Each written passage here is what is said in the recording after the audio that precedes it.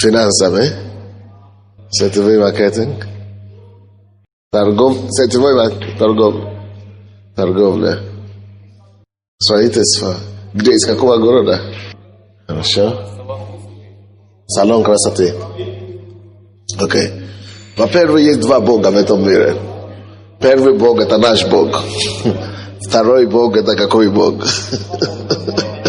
Это их Бог. Это Мамона. Поэтому мы с вами служим кому-то из других, из двух. Мы служим либо Богу Всевышнему, либо мы служим Мамоне. Поэтому мы уже, наверное, это решение сделали для себя. Мы будем служить не Мамоне, а Господу Богу. Поэтому мы здесь. Вот. Но служить Господу Богу — это не просто вот так ходить в церковь, давать десятину. Это трата времени. Если вы занимаетесь бизнесом, и вы только ходите в церковь, даете десятину, и это есть то, как вы служите Богу деньгами, то это лучше не заниматься деньгами, лучше заниматься чем-то другим. То есть цель занятия финансами должна заключаться в том, чтобы покорить Мамону. Покорить Мамоне. То есть победить и покорить. Если вы будете иметь, и вообще вы будете ходить на работу и иметь что-то общего с работой, чтобы заниматься именно работой, то все. Надо тогда уже принять для себя решение, что я хочу знать все, что можно только знать о деньгах, о бизнесе и покорить этот мир. Если вы не хотите покорить этот мир, куда вас Бог ведет, типографии или какой-то еще финансы, деньги или что. Если вы не хотите его покорить, вам нечего там делать. То есть просто ходить на работу, быть среднестатистический бизнесмен или рабочий, это каждый может.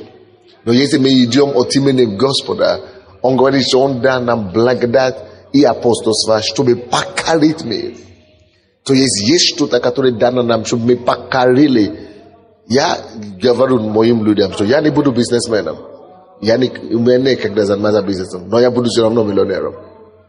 Не буду один день, не буду заниматься бизнесом, даже один день буду делать. И я не буду деньги брать из церкви, чтобы стать миллионером. Я буду только головой работать, просто сидя на месте, просто не выходя. И я говорю, если я говорю это, только через мудрость буду зарабатывать миллионы, будучи даже не занимаясь ни бизнесом, тогда не простительно вам, если вы занимаетесь бизнесом с утра до вечера, ходите на работу, я даже не буду ходить на работу. И то буду зарабатывать миллион. Если вы ходите тогда на работу, туда, с утра до вечера, и говорите, я бизнесмен, и вы не можете заработать этот миллион, тогда вообще грош, как там говорят, грош цена вам, или грош цена вам. Тогда зачем? Чего тогда вы занимаетесь? Когда другой, который вообще туда не идет, ни на работу, никуда не ходит, будете иметь миллион. Проблема. Поэтому если заниматься, надо заниматься по-крутому, по-крупному. Это значит, надо все знать, чтобы покорить этот рынок. Надо все знания знать, приобрести. Надо приобрести все благодать, все, не помазание, все то, что нужно. Надо просто все знать, изучать, заниматься, работать, пахать так, чтобы покорить. То есть, либо вы будете победить Мамону и господствовать над ним, и покорять его, так, чтобы он потом работал по вашим условиям и служил Богу по вашим диктовкам, либо вы будете работать по его диктовке. Это не значит, что вы служите Мамоне, что вы, как там люди, что вы только ходите, занимаетесь работой и вы не ходите в церковь. Не об этом речь. Если вы служите Мамоне, это значит, что вы можете не служить Мамоне, а все равно Мамона будет иметь власть над вами. Каким образом? Если вы работаете больше всего, ходите на работу и не можете себе позволить, что вы хотите, и тогда, когда вы хотите, вы не можете себе позволить деньги, чтобы они делали то, что вы хотите. Вы не можете сидеть дома, когда вы хотите. То есть вы делаете то, что работа диктует вам. Надо ходить на работу, бегите на работу. О, сегодня понедельник, я бегу на работу. О, завтра это самое. То есть получается, что не вы диктуете условия работы. Это работа диктует условия вам. Вы не можете распределить свое время, как хотите. Вы не можете ходить в церковь, когда хотите. Вы не можете служить, когда вы хотите. Вы не можете... Вы не хозяином себя, свое время, свои деньги. Вы не можете купить то, что вы хотите, когда вы хотите, потому что деньги, вы говорите, о, нету денег. То есть финансы диктуют вам по всей шагу. Это проблема. Не вы господствуете. Что я имею в виду, что покорить мамоны. Это значит, вы берете власть над мамоном. Вы говорите, нет, я знаю, это я знаю, когда я пойду на работу, я знаю, когда я не пойду, я знаю, когда мне идти на служение, я знаю, когда мне надо в церковь идти, я знаю, когда мне надо то делать. Это я решаю. Я решаю. То есть я настолько свободен, я настолько имею контроль над этим бизнесом, я настолько имею контроль над этим делом, я настолько имею власть над моим временем, над моим финансовым бизнесом, что я хозяин, я покорил. И покорил не только работу мою, и говорю, я сам себе хозяин, и я ничего все равно не зарабатываю. Это не об этом. Я имею в виду, чтобы покорил так, чтобы зарабатывать максимально и расти в прибыли максимально. И покорить так, что не работа тебе уже диктует. Потому что многие успешные люди в миру действительно без труда, без работы. Если ты не будешь трудоголиком, ты не можешь быть успешным. Но многие люди в миру, они становятся не только трудоголиком, они становятся рабом вообще работы. Рабом труда. Это как в Немце. Рабом, рабей. Просто суд понедельника до пятницы. Просто рабей просто.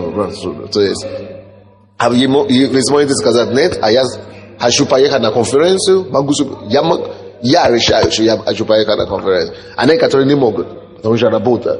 Это уже не они уже себе не принадлежат, и Богу тоже не принадлежат, потому что работа командует. Они не могут идти на служение, работа диктует. А я могу контролировать работу, потому что я решаю. Так должно быть. Я господин над мамоной, я господин над духом мира, я хозяин своей жизни, и Бог хозяин моей жизни. То есть, и то же самое с финансами, с деньгами. То есть, многие люди, они сами не знают, что они контролируют деньгами. И потому что они все, что они делают и могут делать, зависит от того, сколько денег есть. Если деньги есть, я смогу это делать. О, я этого не смогу делать. О, не могу делать, не могу. Почему? А денег нет. Значит, деньги тебя контролируют. Значит, деньги тебя диктуют. Если ты не можешь это делать только потому, что деньги тебя, у тебя денег нет, значит, господин не ты, а господин деньги. Если ты не можешь туда идти, потому что тебе надо на работу, значит, господин не ты, господин работа. Это рабство. И такие ситуации, они уводят мужей. Почему очень часто люди начинают заниматься бизнесом, и у них проблемы в семье возникают? Потому что очень часто работа собирает мужей от жен. Работа собирает, потому что работа становится господином над ним, что жена уже даже его не видит. Иногда тоже женщины тоже начинают так работать, что работа становится Богом над ними. То есть работа собирает их от мужей или от семьи. Это проблема, это рабство по-настоящему. Поэтому мы должны быть свободны вот здесь сначала. И знать, что я хочу, почему я вообще этим занимаюсь. Я занимаюсь это не то, чтобы я потом поработился, и чтобы я сам стал рабом этой работы. Чтобы потом я не могу ничего сам делать. Нет, я занимаюсь этим, зарабатываю деньги, наоборот, чтобы я мог быть свободен, чтобы я мог распорядить свое время. Говорю, а я себе могу позволить остаться вообще дома сегодня с детьми только. Просто с детьми посидеть. Вот почему я занимаюсь бизнесом, чтобы я имел власть быть свободным. То есть я поэтому и занимаюсь бизнесом, чтобы я поэтому заработал эти деньги, чтобы я мог быть независимым. Вот я вообще независимый, потому что я могу себе позволить, потому что я уже других людей понял, я уже других людей поставил. То есть это совсем другая постановка вопроса. Вот, итак, два Бога в этом мире. Мамона и Господь Бог. Но если мы верующие, это еще не значит, что мы освободились от влияния Мамоны. Мамона страшная сила владеет. Она контролирует на каждом шагу, как я уже сказал. Контролирует нас через эти системы мира сего. Бегом на работу, туда-сюда. С утра пошел, в нем вечером, потом очнулся, уже седой. И все равно ничего не заработал. И все, что заработал, уже собрали. Проблема. Поэтому надо для себя решить, что нет, я вообще личность. И я вообще принадлежу Богу прежде всего. И все остальное, что я делаю, я контролирую его. Не позволяю им порабощать меня. Теперь непосредственно деньга. Если бы бизнесмен, давайте будем о деньгах говорить. Будьте осторожны или научитесь обращаться с деньгами, чтобы деньги не стали вашими Богом, чтобы деньги не стали вашим господином. Контролируйте деньги. Как контролировать деньги? Как с деньгами поступать? Первое. Чтобы, если вы не хотите стать рабом денег, звоните апостолу Тофуну. Апостол Тоф, он должен учить. Звоните ему, что мы ждем, уже опоздал. Или пускай в офисе звонит. То есть, если вы не хотите стать рабом денег, прежде всего, научите платить ваши счета. Платите свои счета вовремя. Потому что должник делается кем? Рабом взаимодавца. Имейте такой принцип, что я не буду ни от кого зависеть. Я буду платить свои счета. То ли это счета по квартире, по электричеству, квартплата, то ли это по воде, электричество. Я всегда буду свободен. Потому что ты не платишь, ты не свободен. То, кому ты должен, тот планирует твою жизнь для тебя. Он начинает тебя гонить. Иди туда, как ты можешь вообще здесь сидеть, когда ты должен зарабатывать деньги на мои это самое. На мои деньги. Второй закон, то, что вы должны знать о деньгах. Если вы должны кому-то что-то, и вы не успеваете платить, и у вас долг, никогда не пытайтесь скрыться. Потому что это еще больше мучение, чем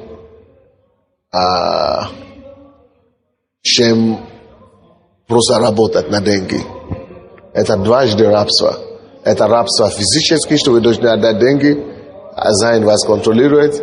Это еще и рабство ментальное, духовный и душевный контроль, когда вы пытаетесь скрываться и пытаетесь уйти от ответственности.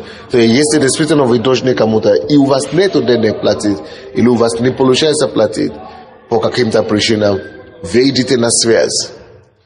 Вы идите на связь с этими людьми, которые вам должны, или которые вы должны, и объясните им все по-человечески. Почему вы не можете платить, что получается, объясните им, что вы работаете, чем вы занимаетесь сейчас, какие усилия вы прилагаете, и как у вас получается платить или не платить. И объясните людям, почему так выходит. Что вы намерены платить, и вы будете платить. И чтобы они не боялись, и что все будет нормально. То есть, всегда выходите на переговоры. Но когда вы выходите на переговоры, не только надо выходить и говорить, я заплачу. Нет. Надо выходить с конкретным планом. Надо приходить к вашему должнику или законодавцу и принести конкретный план расчета.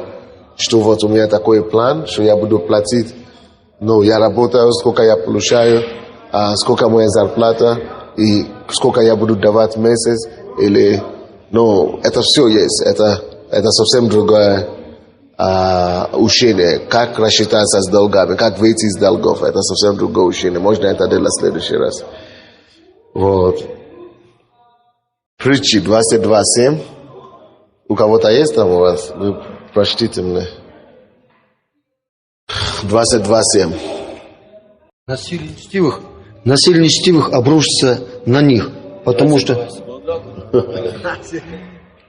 Богатый господствует над бедным, и должник делается рабом взаимодавца. Он будет господствовать над вами. И чтобы избежать этого господства, и чтобы избежать этого рабства должника, лучше вам пойти уже, выйти на свет. Потому что свет делается все свободно, то есть открыто. Если для тьмы, она порабощает, а свет, когда выносится на свет, все, поэтому выйдите на свет, выведите это все дело на свет и объясните, чтобы вы не были в рабстве. Следующий закон, который вам пригодится в финансах, что, ну, это не закон, а следующее, то, что вам надо знать, чтобы не быть рабом финансов. Работайте, будьте скрупулезными, работайте с деньгами. Будьте скрупулезными, работать с деньгами. У вас должны быть мельчайшие детали. Вы должны иметь очень подробные, очень научитесь хранить, как это называется, статистику, как скрупулезными. Научитесь быть скрупулезными с деньгами. Проблема с людьми, которые имеют проблемы с деньгами, в том, что они просто говорят, это $100, это 120, ну 100 чем-то там, ну 200 чем-то, ну 220, ну я не помню, 200. Но с деньгами нельзя так работать. Люди, которые не умеют обращать внимание на детали и не умеют считать деньги, никогда не могут быть богатыми. Все богатые люди жадные. Вы знаете, почему мы их называем жадными? Потому что они считают мельчайшие копейки. Детали считают, до копейки все считают. Вот, если вы хотите, чтобы деньги к вам пришли, вам надо уметь уважать деньги. Вам надо иметь правильное отношение к деньгам. Вам надо ценить каждую копейку. Вам надо... Вы знаете, почему американцы говорят, что американцы жадные? Что если американец тебе подарит $100, это вот, молодец.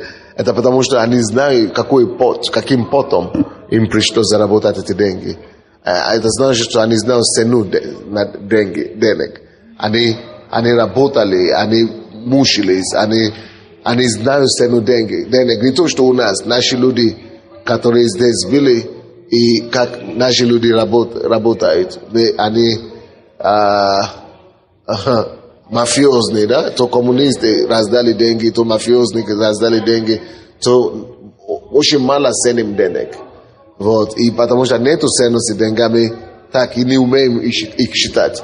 Но настоящие богатые люди, которые зарабатывали свои деньги, они обращают внимание на каждую деталь, на каждую копейку, они уважают деньги.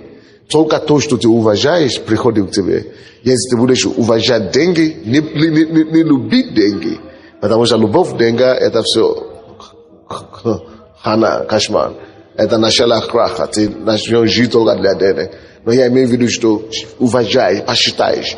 Ты не считаешь, что это такое?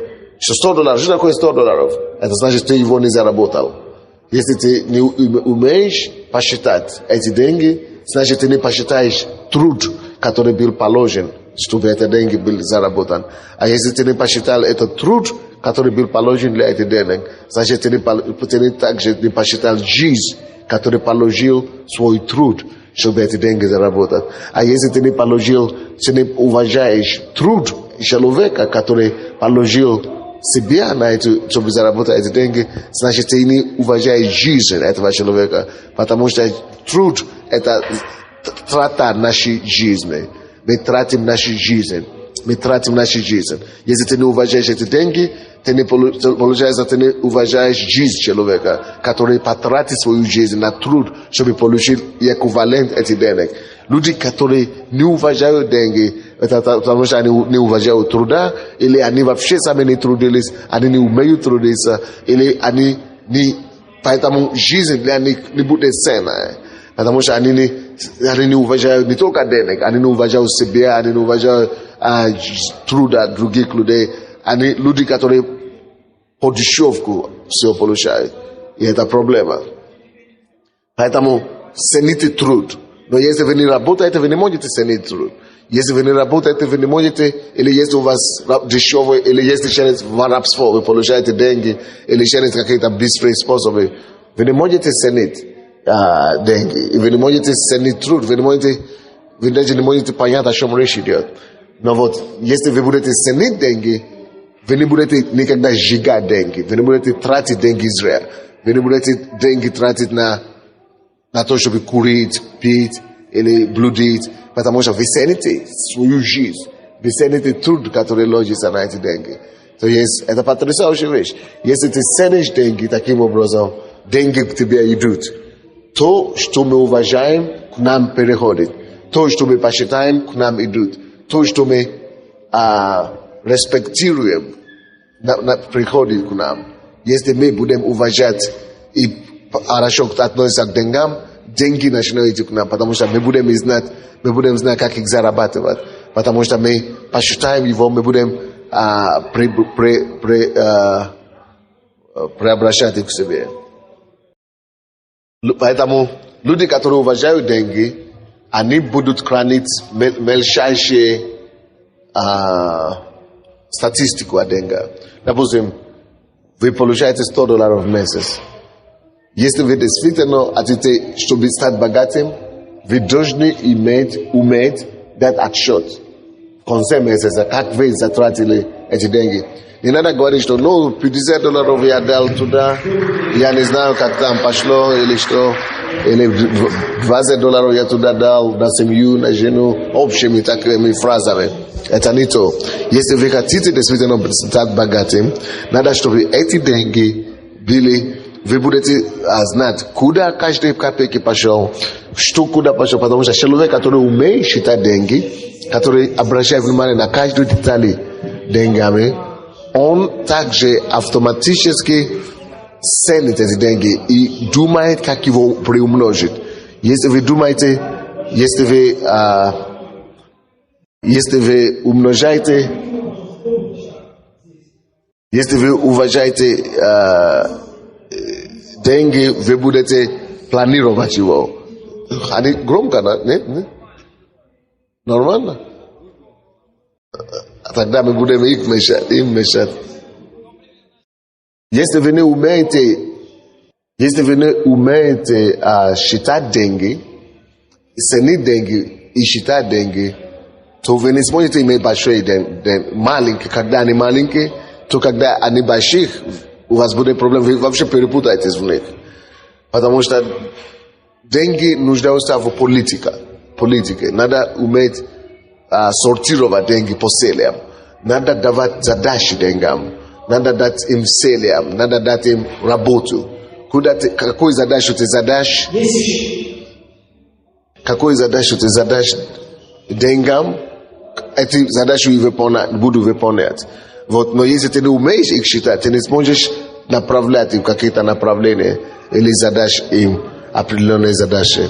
И будешь просто путаться с ней. Получается, что деньги начнут тебя путать. Деньги начнут тебя манипулировать.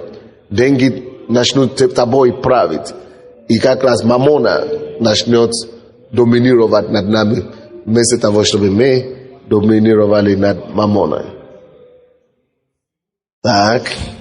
Конечно, если мы хотим иметь свободу от денег или победу над деньгами, то нам нужно внутри себя сначала быть богатым. Я это писал в моей книге, как стать богатым быстро. Надо самим уже быть довольным. Потому что есть люди, которые держат $1 миллион в руки, или деньги, когда у них нету денег, они нормальные. Как только что какие-то деньги попадаются им в руки, они теряют голову полностью. Они начинают что угодно вытворять. Ну, вообще. Потому что они внутри не были богатыми. Они не обучали себя. Деньги не делают человека богатым. Деньги может создать условия, деньги могут помогать вам обстроить вашу жизнь, но деньги не может вас сделать, как я сказал, богатым. Вы должны быть богатым уже внутри. Вы можете быть состоятельным, да, через деньги, но вы должны быть богатым сначала. То есть вы должны иметь власть над деньгами, чтобы вы уже довольны. Допустим, я никогда не имею денег. Вот, у меня бумага там и блаток. Я научился жить без денег. И чтобы я даже не чувствовал себя какой-то задний месяц, что у меня, некоторые люди, когда у них нет денег в руках, хотя бы 10 гривны, они даже не могут выйти из дома, у них проблема. И некоторые люди, если у них нету $1000 или гривны, они не могут себя чувствовать, потому что они контролируют это. А я считаю, что я уже сам богатый. Я сам. Если я где-то появлюсь, цену себя больше, чем денег. Вот, вы должны начинать ценить себя больше, чем денег. Тогда деньги может покоряться вам. Уважайте себя больше, чем все эти вещи. Будьте богаты внутри. Чтобы тогда деньги вас не порабощают, не сможет поработить. Будьте довольным. Научитесь также быть довольным. Если вы не будете довольными, потому что деньги и богатство будут приходить к вам по этапам. По этапам. Если вы не научитесь быть довольным, есть такая пагубная слабость у каждого человека, называется алчность, алчность. Она вас погубит. Есть только довольство, умение быть довольным может остановить алчность. Алчность и корость, и, как это называется, какое-то еще слово. Нет, алчность, корость, серебролюбие. Серебролюбие, она очень опасная вещь. Если вы не будете довольным, серебролюбие вас уничтожит просто. Просто разорвет в куски. И поэтому нам надо работать над собой, чтобы быть уже до того, как большие деньги придут, чтобы быть уже свободны от них, чтобы быть довольным. Если у меня $100, я счастлив с этим. Конечно, я хочу больше иметь, буду стремиться к тому, чтобы больше зарабатывать, но я уже счастлив, я уже довольный. Потому что почему многие люди попадают в неприятности? Именно из-за того, что они хотят сразу много. Алчность, она толкает людей на то, чтобы сразу захочется зарабатывать, сразу все взять. А если ты хочешь сразу все взять, ты попадаешь в разные искушения, разные неприятности и обман. Человек, который хочет сразу все много заработать, он попадается в обман других людей. Люди ставят сети для таких людей. Они начинают тебя предлагать нереальные вещи. Они знают, что у тебя нет силы противостоять. У тебя нет морал сказать, нет, это нереально. Они знают, что ты хочешь больше и больше. И поэтому они тебя кидают такие предложения, которые собирают то, что у тебя есть. Ты попадаешься. Они тебе начинают предлагать сделку, что давай инвестируй или вложи все это сюда. И ты начинаешь туда положить. Из-за того, что у тебя нет самоконтроль, ты даешь все, что у тебя есть. Иногда некоторые даже в долг залазят. Они берут у других, потому что больше хотят и попадаются. И чаще всего люди, которые... бывает такое, что человек был богатым и потерял все. Чаще всего по этой причине бывает. Это все у нас есть. Это жажда, не жадность, алчность и серебролюбие. Это корень есть у всех нас. Но мы должны контролировать это постоянно. Мы должны работать над собой, чтобы быть довольным и чтобы быть не только довольным, но чтобы быть богочестивым. Следующая вещь, что может вам помочь быть свободным от власти денег и все равно покорить денег. То есть, если вы свободны внутри, легче вам будет покорить денег снаружи. Но если вы не свободны внутри, то деньги вас не только победит и уничтожит потом. Следующее, что вы должны знать. Поймите, что настоящее богатство идет от Бога. Нужно зарабатывать деньги Божьими принципами. Лучше, то есть, если вы не знаете, только то богатство, которое Бог дает, обогащает и печаль с собой не приносит. Поэтому стремитесь так, зарабатывать деньги, так как по-божьему, по-доброму, так как печаль не принесет вам. То есть, не убивайте людей, допустим, чтобы иметь денег. Это все равно вам потом принесет неприятность. То есть, Бог есть источник истинных богатств. И только когда мы зарабатываем деньги по Его принципам, тогда это принесет нам счастье.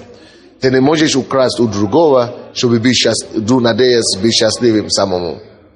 Ведь Бог есть источник всякого богатства. Пускай ваше основание будет в Боге.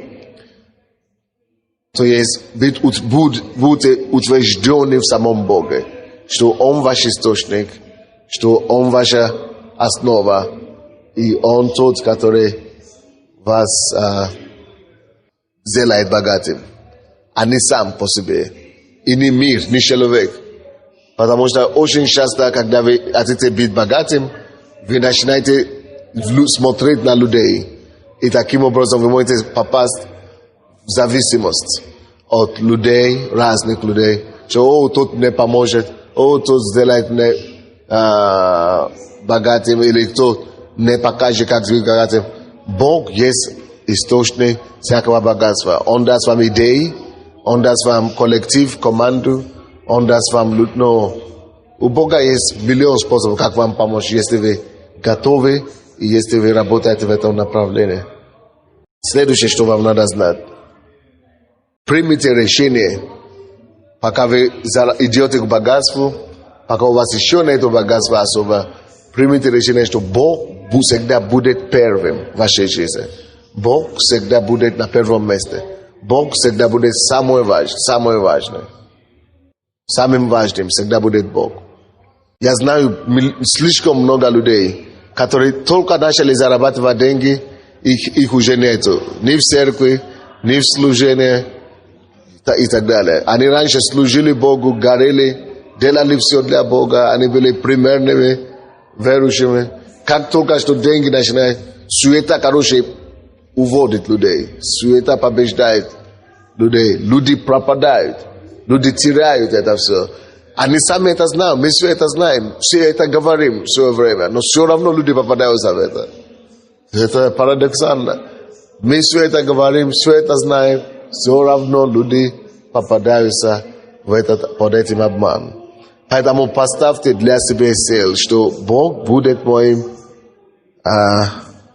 Он будет первым в моей жизни постоянно. Всегда. Только Бог. Следующее. Если вы не хотите, чтобы деньги принесло вам неприятности, примите решение для себя сейчас. Что касается денег, вопросов денежных в семье, вы будете решать совместно вопросы о деньгах с супругой. Если вы будете как господин Бог в семье и говорит, да, на тебе это, столько тебе возьми это. Если вы будете только царь и помещником и кулаком дома, у вас так и будет отношения, у вас будет проблема. То есть четверть всех, 25% всех проблем семейных приходит из того, что, это денежный вопрос. Денежный вопрос – это 25% причин. Почему неприятности и проблемы в семье. Чтобы избежать эти проблемы в семье, сейчас примите решение, что у вас будет семейный совет. Семейный совет, где вы будете со своей женой планировать, куда какие деньги на инвестиции, какие деньги на расходы, какие деньги на семьи, какие деньги на хранение и так далее. Что вы будете иметь семейный совет, где вы садитесь вместе с женой, где вы планируете и где вы вместе совместно отвечаете и принимаете. Конечно, вы как муж, последнее слово за мужем, последнее слово за вас, за вами. Вы должны принять последнее решение. Но все-таки надо советоваться с женой. Еще почему это важно? Если ваша жена будет доверять вам, у вас будет мир дома и мир в сердце.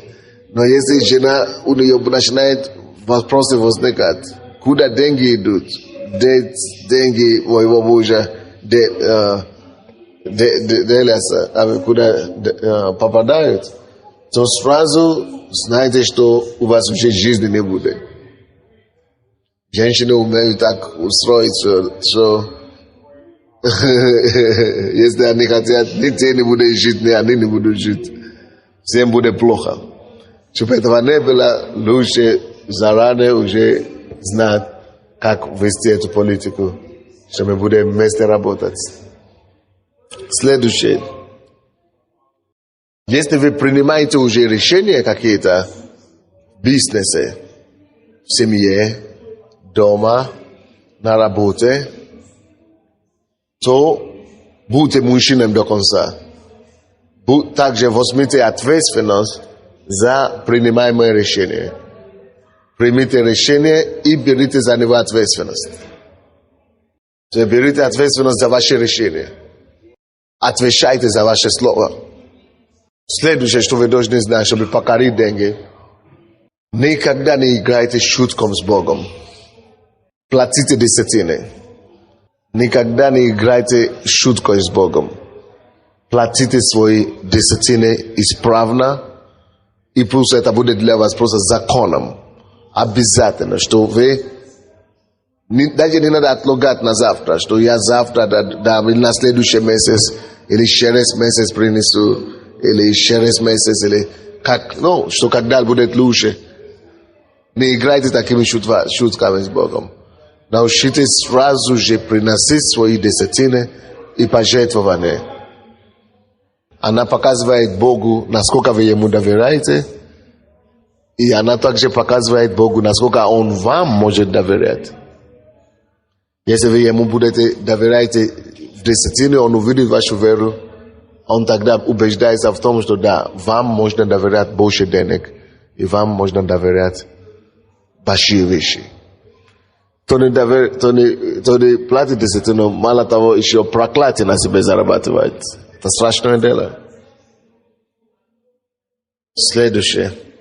Будьте уверены, что вы не попадаете в долг, который, как называется, долг, который работает против вас. Есть два вида долга. Есть долг, который наоборот работает на вас, когда вы через долг или через кредит покупаете недвижимость, допустим, или вы покупаете актив мы называем, да, по-русски? Liabilities. Не акции, активы, да, когда вы покупаете активы.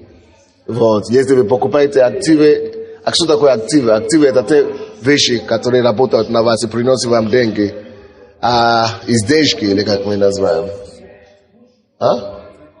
Не процесс. Пассив это то, что вы обладаете, но который постоянно собирает от вас деньги. То есть, которые вы, на котором вы постоянно тратите. То есть, не берите никогда долг или кредит на пассив. Возьмите только на актив, чтобы она еще вам больше приносила больше денег, чем вы даже на него тратили. Вы понимаете, да, что я говорю? А так долг нельзя брать. Желательно не иметь долга. Только если этот долг принесет вам больше денег и постоянно будет вам приносить деньги, чем то, что вы взяли. Следующее, если мы хотим покорить мир денег, победить мамону и служить Богу через деньги, нам надо постоянно стремиться получить новые идеи от Бога. И через книги, через учебу, через самообразование. Надо работать над тем, чтобы идеи, новые идеи приходили к вам. Свежие идеи. Постоянные. Делайте новое, что-то новое постоянно. Если вы только делаете то же самое все время, но начинайте несколько направлений бизнеса сразу. Если вы бизнесмены. Находите новые проекты постоянно. Находите новые приложения, новые идеи, как лучше сделать этот бизнес, как лучше эту идею проталкивать, как лучше проект какие-то новые делать, новый бизнес, новые приложения. Развивайтесь. Если вы это делаете, всегда у вас будет перспектива на развитие. Вы сможете тогда развиваться. То есть у вас должны быть новые проекты, новые идеи, новые видения, новые планы. Однако нужно всегда начинать с того уровня, откуда вы сейчас находитесь. Многие из нас, мы никогда ничего не имеем и не будем иметь, потому что мы ждем, когда у нас будет $1 000 000 или 100 тысяч. Или если у тебя только $10, начни с $10 сегодня. Если у тебя только 10 гривен, начни с 10 гривен сейчас что-то делать. Если ты не сможешь ничего делать с 10 гривен, я тебе скажу, что когда у тебя будет 100 миллионов, ты не сможешь ничего делать тоже с ними. Ты начни что-то делать сейчас. Не жди, пока не строй себе гору какой-то золотой, который не снится тебе. Успех как приходит? Богатство как приходит? Богатство приходит через постепенные победы. Постепенные победы, которые наращиваются.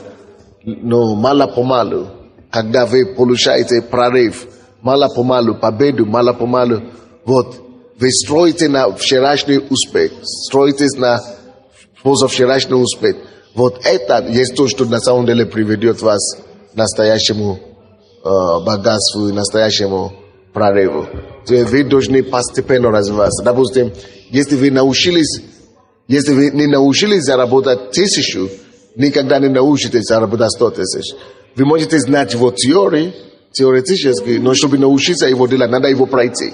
Надо пройти путь зарабатывания $100, чтобы можно потом на этом платформе вы можете стать, чтобы заработать $1000. Когда ты уже стоишь на платформе $1000, сам уже заработать, ты уже знаешь, как это зарабатывается, уже тебе видно, легко тебе видно, как ты зарабатываешь 10 тысяч. Когда ты уже стоишь на платформе 10 тысяч, уже легко тебя видеть, выше ты уже стоишь. То есть новые возможности автоматически открываются тебе. Новые двери сразу открываются. Когда ты уже сам можешь зарабатывать 10 тысяч, никогда тебе дарят. Никогда ты просто нашел где-то на улице. А когда ты сам можешь зарабатывать это, ты уже знаешь, как это делается. Ты знаешь, какие законы тебя привели, чтобы зарабатывать 10 тысяч. Ты уже сразу отсюда сможешь видеть, как заработать 100 тысяч. Когда ты уже видишь, как заработать 100 тысяч, ты уже знаешь эти законы. Эти законы, они открываются друг друга. А потом законы от такой платформы 100 тысячной, ты сможешь заработать уже 200 тысяч, 500 тысяч. С 500 тысяч уже легче будет зарабатывать $1 миллион. С миллиона уже первый миллион, это самое тяжело зарабатывать. После первого миллиона все.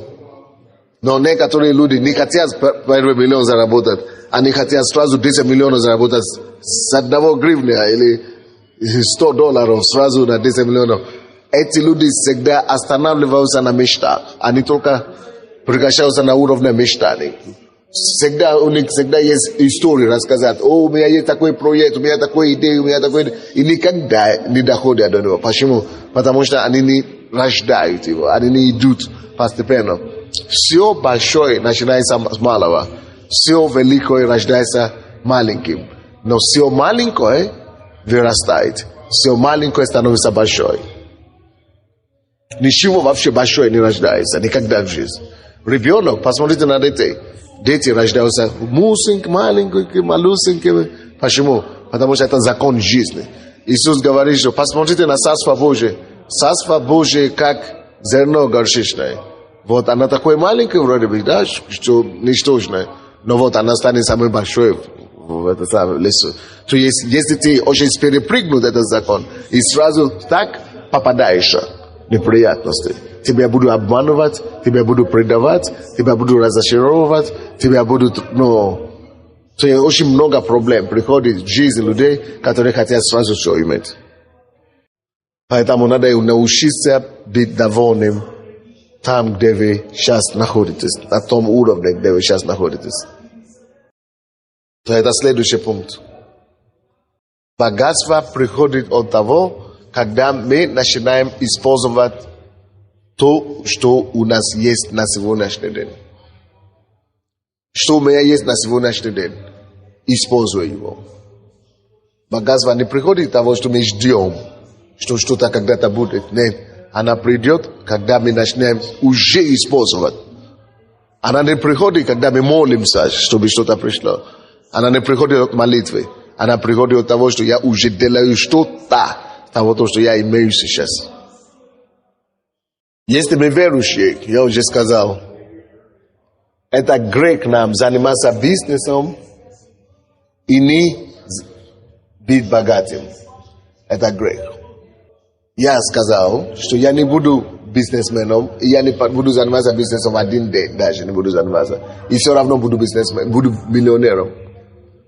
Я хочу доказать, что через ума, через понимание, через мудрость, через понимание принципов Божьих, можно зарабатывать миллионы нормально, законно, и просто занимаясь мудростью, через мудрость. То, что я занимаюсь, все равно иметь деньги, и зарабатывать деньги, миллионы. Тем более, если вы еще и работаете, ходите на работу, бизнесмены, вы занимаетесь бизнесом, грех вам приходил в церковь, иметь Бог, который говорит, что мне золото, мне серебро, все принадлежит мне. Иметь Бог, который говорит, что мудрости, Иисус, Христос наша премудрость, что который дает нам столько откровений здесь в церкви, иметь столько книг в миру, и не заработать, по-крупному, и не состояться.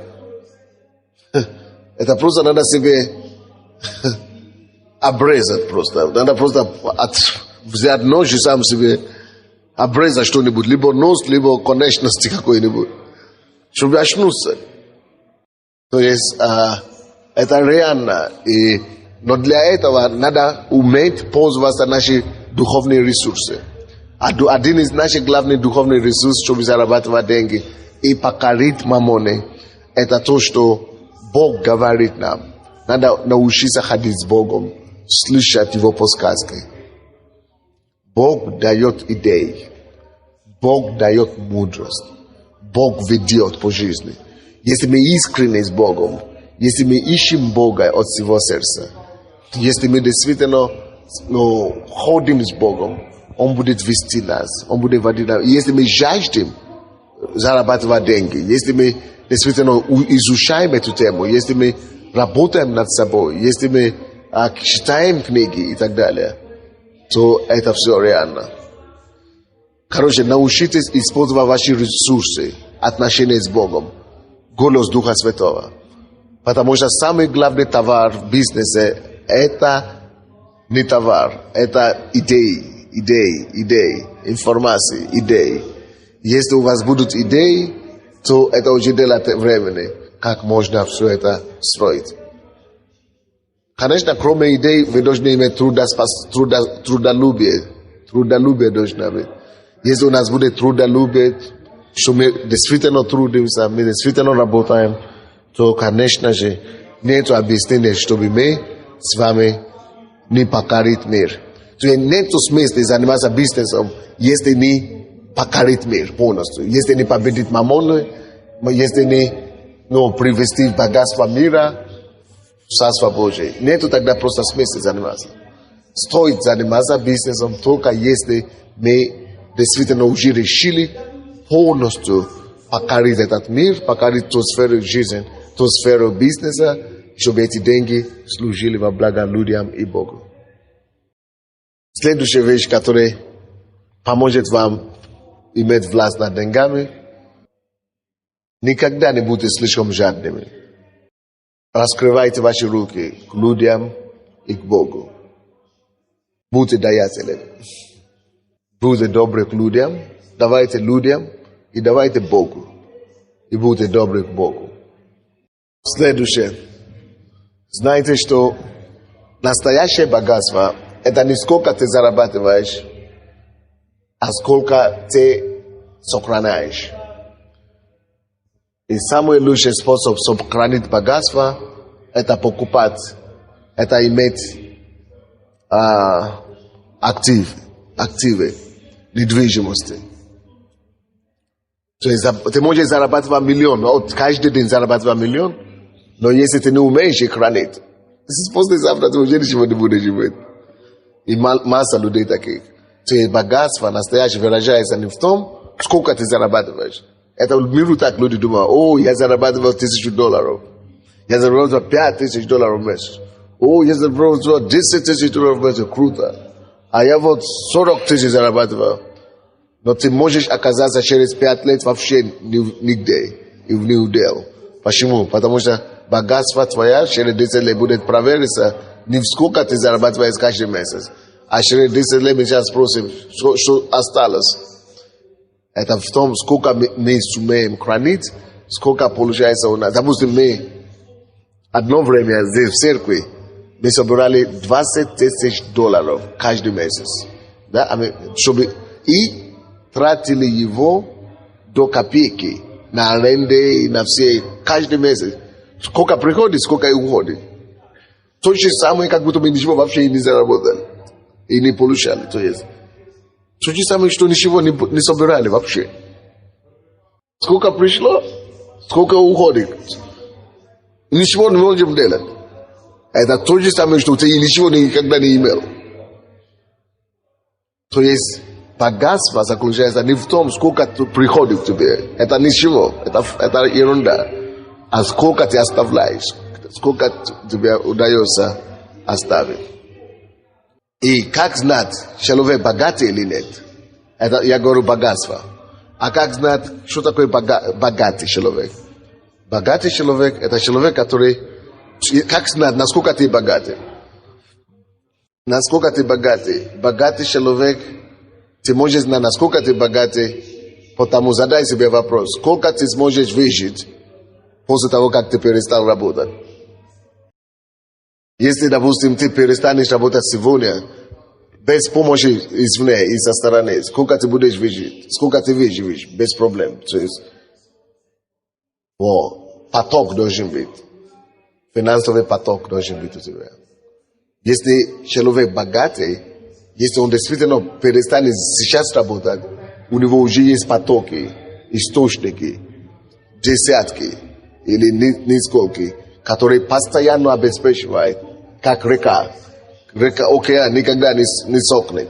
Вот так, у вас должны быть такие океаны, источники, которые вас снабжают. Вот это, тогда весь мой, допустим, если я скажу, если я перестану работать сегодня, в следующем месяце я уже буду бомжом, ты бедный.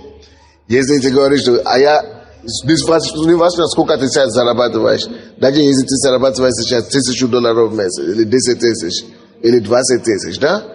А если ты перестанешь сейчас работать, и через год у тебя ничего не будет, ты все равно не богат. Ты станешь бомж. А если ты даже перестанешь работать сейчас, и через 10 лет у тебя будет ничего не будет. Если ты не будешь работать, у тебя через 10 лет уже ничего не будет, ты все равно не богат. Но богатый человек, тот, который, если перестанет сейчас работать, всю свою жизнь, он будет все еще жить, как он сейчас живет. За счет того, что у него есть источники недвижимости или активы, которые работают вместо него. Так что истинное богатство не в том, что ты зарабатываешь сколько-то, а сколько на тебе работает и что на тебе работает. Все. Итак, поймите смысл нашего семинара сегодня. Если мы верующие, есть два Бога в этом мире. Есть Бог наш, Господь Иисус Христос, который умер за нас. И второй Бог — это Маммон. Мы, которые из Царства Божьего, дети Бога, мы должны идти в мир и покорить Маммоны. Победить Маммоны. Это должна быть цель наша. Почему мы работаем, почему мы идем в мир. Мы идем в мир, чтобы не служить Маммоне. Не чтобы Маммона диктовала нам. Не чтобы деньги господствовали над нами. Нет, мы идем в мир, чтобы наоборот показать, что можно покорить систему миротворца, можно покорить мироденег, чтобы потом мы диктовали деньгам, чтобы мы говорили деньгам, куда им идти, куда направлять их на распространение Царства Божьего. То есть мы, на то мы и есть верующие, которые есть представители Царства Божьего, чтобы покорить мир, покорить Царство мира, чтобы этот мир заставить славить и прославить нашего Отца Небесного. Вопросы есть? Пастор, спасибо. Во-первых, сейчас так получил, что пробки менталитета коммунистического вылетают. Но вот вы говорили, Бог дает откровения, Бог дает идеи. Слава Богу. Как их правильно продать и преподнести, чтобы продать эту идею? Вот проблема в чем. Понимаете, люди получают идею, но не могут ее продать. Во-первых, реализовать, да. Во-первых, если вы получаете идеи от Бога, надо тут же знать, что следующий способ, следующий шаг, после того, как вы получаете идеи, это не сразу бежать его продать. Идея само по себе в сыром виде никому не нужна. Нужно знать, что когда идея приходит, надо его развить. Развить. Так что идея приходит, после того, как идея пришел, следующий шаг называется самообразование. Самообразование. В этом плане. То есть в этом направлении идея, которая пришла, вам надо заниматься самообразованием, чтобы изучать, копаться в этом сфере. Допустим, Бог сейчас вам открыл. Слушай, как можно через типографию заработать деньги? Я понял, вот идея. Надо тогда изучать все про типографию, чтобы знать потом, как поднести потом, преподнести эту информацию грамотно тем людям, которые нуждаются в этом. Это с одной стороны. С другой стороны, вам надо изучать этот вопрос детально, чтобы вообще понять, кто в этом нуждается. И чтобы вы могли убедить им, что они в этом нуждаются. Очень часто люди, которые нуждаются в том, что мы имеем, сами не знают, что они нуждаются в этом. И вы должны уметь их убеждать. Потому что многие люди, если вы не сможете их убедить, они скажут, что вы сами не знаете, что вы говорите. То есть люди хотят, чтобы вы смогли быть в состоянии их убедить, что вы действительно в курсе, что вы в состоянии делать то, что вы говорите. Следующее. Надо уметь делать план, составить план. После самообразования надо, чтобы был план. Вы должны сделать план. Эта идея должна быть развита по этапам. Бизнес-план, да. И вы должны тоже понять, что очень много вещей борются за наше внимание в этом мире. Отвлекает нас много чего. Надо уметь, после того, как вы уже имеете план, бизнес-план и так далее, и в развитии, в саморазвитии, вам надо быть фокусированным, чтобы довести ваши идеи до конца. Многие будут вам говорить, что это невозможно, это не получится. Никто не верит в свои идеи, кроме вас. Вы больше, потому что это вы это получили. Вы должны уметь платить за эту цену. Вы должны уметь за это бороться. Как Иосиф, допустим. Иосиф получил сон, когда он был маленький, 12 лет. И он пришел, это состояло только, когда ему 37 лет или сколько там получил. То есть, и сколько он прошел. Он прошел и тюрьму, он прошел и предательство, он прошел и, рабство, он все прошел. Надо нам уметь пройти все ради нашей мечты, ради нашей цели и идеи. Платить цену. Если мы не готовы платить цену и жертвовать, и просто на шару так ничего не бывает в этом мире. Так что можно много чего сказать. Но если мы посвящены этим нашим видениям, они все равно создаются, если мы действительно посвящены им. Следующий вопрос. Вопросы есть? Пастор, хотелось бы услышать ваше мнение. Если ударили тебя по одной щеке, подстав другую, что это значит? Потому что меня этот вопрос интересует, и я никогда не слышал на эту тему, чтобы вы что-нибудь проповедовали. Вы из Киева? Из какой церкви? Я проповедую об этом чуть не каждый раз. Но это не тема сегодняшнего дня. Возьмите мои кассеты, мои книги. Я даже вчера где-то опять говорил об этом. Или позавчера, где я там говорил об этом. Я почти каждый раз, значит, вы плохо меня слушаете. Сразу видно, что... Я постоянно об этом говорю. Возьмите мои книги и мои кассеты. Начните меня больше, чаще слушать. Или придите ко мне на прием. Сегодня это не эта тема. Сегодня о финансах. Так. Есть ли еще вопросы? Если... Насколько обеты, но обеты Богу, они важны для продвижения, как бы сказать, в финансах? Обеты – это очень серьезные вещи. Чтобы дать обеты Богу, надо быть сначала сам в себе убежден сумасшедшим образом, что я настолько посвящен, что я смогу держать мою сторону обета. Почему часто обеты, когда мы даем Богу, не исполняются? Потому что мы зачастую не способны сохранить свою сторону обета. Из-за этого Бог просто смотрит на нас, что несерьезно. Поэтому самое главное в обете, это чтобы мы смогли сохранить и исполнить свою часть завета. Это самое сильное, что есть в Боге, в вере. Обет вообще. Очень сильно, сильнейшая вещь.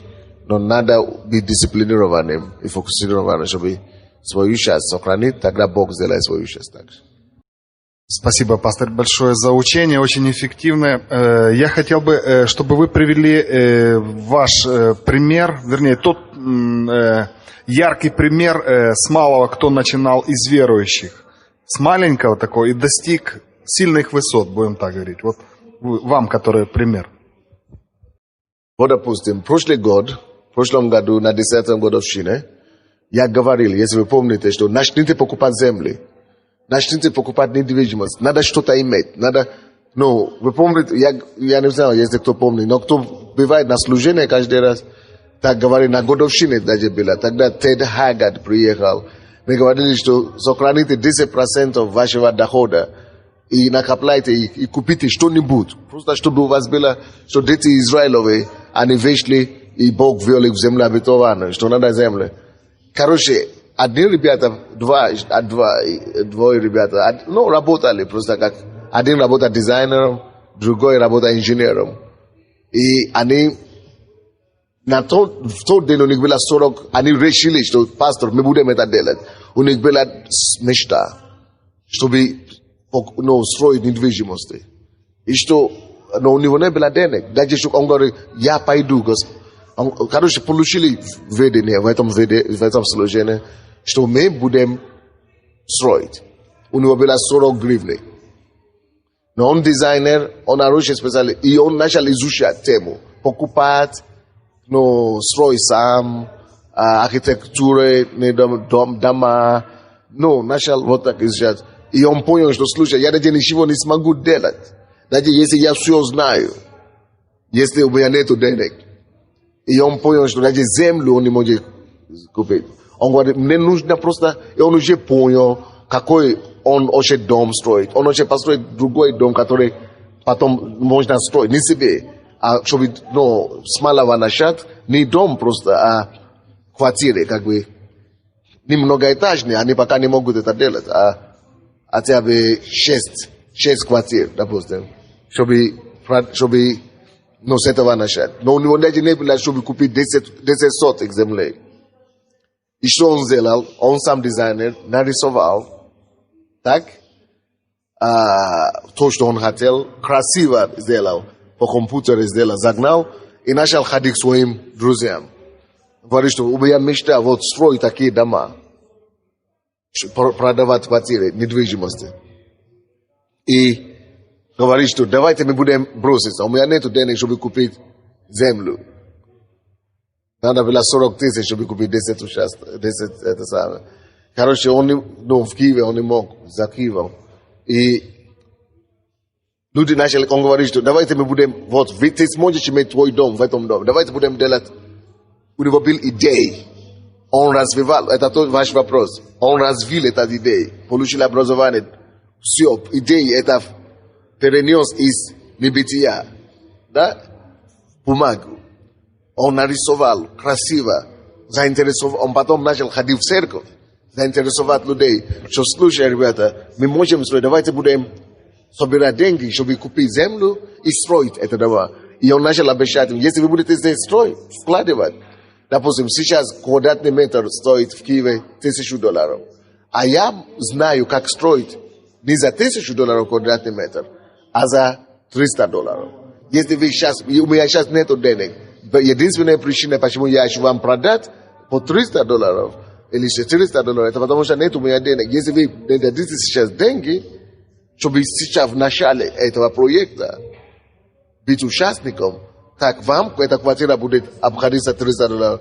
Люди начали продавать свои квартиры в Киеве, снимать дом и дали ему, чтобы на квартиру. Он говорит, у тебя сколько комнат надо? Они говорят, мне нужно 3 комнатные. Он говорит, 3 комнатные, это, допустим, скажем, 60 квадратных метров, да, или сколько там, или 70 квадратных метров. Если бы это считать по $1000, сколько это получится? А сколько? 70 тысяч. А если считать по $400, сколько получится? 30 тысяч. Вот, ты выбери, какой хочешь.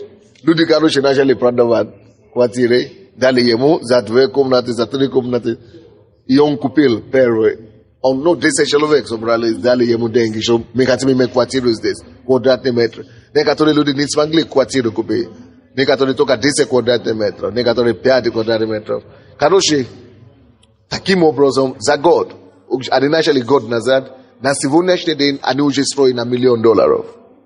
Через год. Идеи. Конечно, пришлось очень много барьеров, много убеждать людей. Кто-то говорит, я не верю, не получится у вас, дай мне деньги обратно. Ладно, а кто-то, допустим, они обнаружили, что купить землю, это еще мало дело. Разрешение надо получить. Как оформили все разрешения, бумаги, все мало халахита. Взял партнера, который понимает в этом плане, занимался с утра до вечера, и вот $1 миллион за год. Другой пример. Брат, тоже из церкви здесь, 7 месяцев тому назад, он работал брокером. Квартиру ходил, продавал. И он здесь был на служении, и смотрел сюда, и видел этот дом. Не это красный, не это желтый, а вот это рядом здесь строится, только что строится. Не достроено, сейчас строится. Вот только 7 месяцев тому назад они начали строить, 8 месяцев тому назад, или сколько, полгода. Или, 8 месяцев начали строить. И он говорил, он здесь сидел, он думал, когда начало служение, он смотрел и говорит, здесь ничего не было год назад. Уже сейчас строить. Откуда у этих людей денег? А у него $3000 долга было. Говорит, откуда у этих людей денег? А я начал учить деньги, вы помните, да? И он говорит, а я говорю, не надо использовать свои деньги, чтобы строить. То есть вам надо... Он говорит, они же привлекают, он понял, что эти люди же привлекают деньги каким-то образом. Это инвестиции. Он говорит, как это делать, он не знает. И он говорит, он пошел на работу своему начальнику и говорит, слушай, короче, что он сделал? Он пошел, начал искать землю. Он говорит, я буду такое делать. Верой. Он нашел землю, которая продается за $500 000. Участок 300 или что-то там.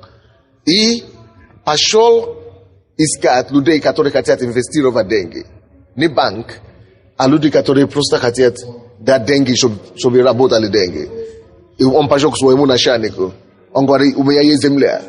Он поговорит с этим человеком просто на слова, что если я приведу деньги, вы продадите мне. Короче, он нашел деньги, кого он нашел, Ему не дали столько денег. Ему дали расписку, что они дадут ему на $100 тысяч. Что землю. А земля стоит $500 тысяч. И он там получил землю, у хозяина земли, что за задаток. Ну, что они ему дадут землю. Он получил задаток. Короче, договорился между тем и тем, чтобы не рассказать историю. Он рисковал и много это сделал, искал туда-сюда. На сегодняшний день он уже сделал $5 миллионов. Только за 7 месяцев. Потому что построил одно здание, но скупил сначала, вот тот же самый сделал. Еще не купил участок, только этот человек после задаток обещали ему, он построил, он нарисовал, начал делать рекламу, что вы можете, вот как эти делают, вы можете купить здесь дом. Он начал возить людей, вот здесь будет многоэтажный дом такой, вы можете здесь купить. Люди доверили ему, и он начал вот так. Это 2 примера такие. Это за 5-7 месяцев. Вера надо идти Бога. Бог с нами. Надо идти покорять мир. Вера. И надо быть радикальным. Нет вопросов больше, да? Будьте благословенны. С Богом.